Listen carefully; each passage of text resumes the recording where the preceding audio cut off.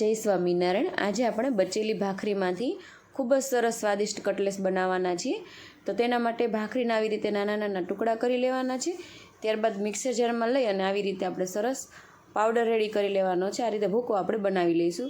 તો આવી રીતે ભૂકો થઈ જાય એટલે આપણે એક બાઉલમાં ઠલવી લઈશું। 2 વાટકા ભૂકો થયો છે તો આપણે સામે 1 વાટકે સોજી એડ કરી દઈશું અને બંને સરસ રીતે મિક્સ કરી થોડું પાણી નાખી અને આપણે ઢીલું ખીરું રેડી કરીશું। એનું કારણ છે કે જે સોજી છે ને તે ફૂલી જશે અને આપણું ખીરું સરસ ઘટ થઈ જશે।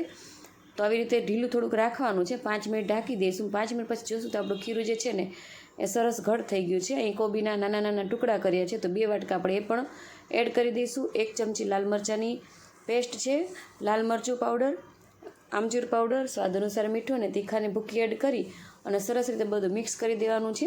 અને ત્યારબાદ 1 વાટકો મેં ચોખાના પૌવા લીધા છે તેનો પણ આપણે પાવડર બનાવી લેવાનો છે અને આ પાવડરને આપણે જે ખીરું બનાવ્યું તેમાં મિક્સ કરી દઈશું એટલે આપણું ખીરું જે થોડું ઘણું ઢીલું છે એ પણ સરસ ઠીક થઈ જશે। અને ત્યારબાદ આપણે જેવા ગમે તેવા આપણે આકાર કટલેસનો આપી દેવાનો છે। મેં પાન આકાર આપ્યો છે, તમને ગમે તેવો આકાર તમે આપી શકો છો। પછી મીડિયમ ગેસ આપણે આ કટલેસને તળી લેવાની છે। તો આપણી સરસ ગોલ્ડન થાય ત્યાં સુધી આપણે કટલેસ તળી લેશું। તો ફ્રેન્ડ્સ, તમને બચેલી ભાખરીની કટલેસ કેવી લાગી કમેન્ટ કરીને જરૂર જણાવજો।